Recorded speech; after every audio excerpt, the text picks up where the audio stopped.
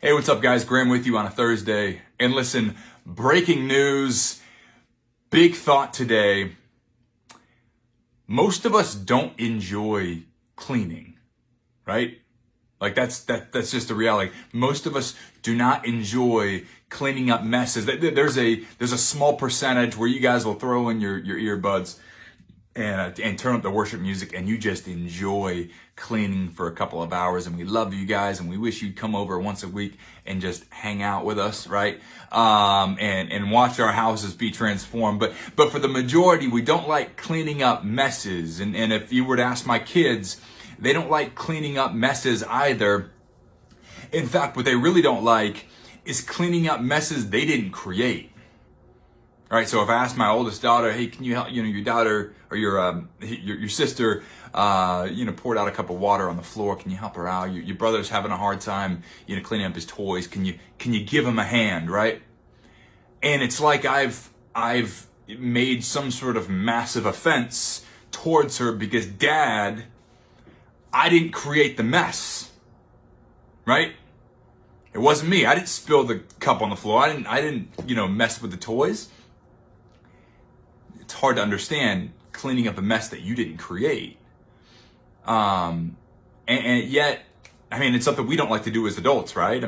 We don't enjoy doing that as well. And yet you look in our city, right? We have organizations like Keep Pinellas Beautiful, whose mission and emphasis is to make sure our city is clean, our environment is well taken care of. And most of the volunteers, I would assume, had very little participation in creating the mess, yet they feel an obligation or have a personal passion, desire to be a part of the solution, right? And many of you, I imagine, feel the same way, right? If you have a sense of maybe that's something you're passionate about, right? I want to get up on a Saturday and go kind of clean up my neighborhood, my community, because it's something I cared very deeply about. Even if you weren't the one that threw the bottle out the window, right? You have a desire, you are drawn to say, man, I just want to do my part. You look at the foster care system. Shout out to our foster parents, our adopted parents.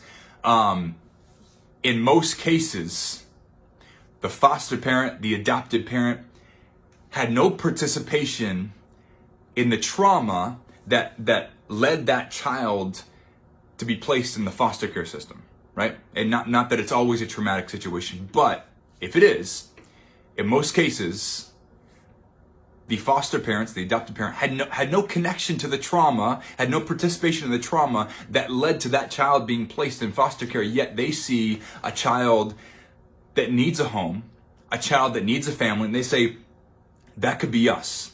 We could be the ones that intercede with this child and say, you know what? We want you to come live with us. We want you to be a part of our family. Even though they had no connection to the trauma that led the child to that point. You think about us, right? God creates the world and everything in it, and we go and mess it up, right? Adam and Eve and the origin of sin, and it's transcended for generations and generations and generations. And you look up through the entire Bible, it's just mess after mess after mess after mess. Yet God looks at us, and he doesn't leave us in our mess, but he sends Jesus Christ, the perfect sacrifice, the perfect Son of God, who suffers on the cross, who is risen 3 days later and conquers the sin in our lives. It's a mess that God had no contribution toward, yet he wanted to be a part of the solution. He loved us enough to be a part of the solution, even though we didn't deserve it. And man, if you guys just take a look at our world, our country right now, it's a mess, right? You take one look at the news, social media, and it's just mess upon mess upon mess. And I imagine most of you probably look at it from the perspective of, I had no participation in creating the mess, right? Everything that I'm seeing right now, whether you're right or not, most of us probably think we didn't contribute to what's happening right now. We didn't contribute to the mess. Yet that doesn't absolve us from being part of the solution. Doesn't absolve us from avoiding getting our hands dirty. And man, so like, and I think as Christians, are we bringing hope, encouragement, and reconciliation to a situation, a country that desperately needs it?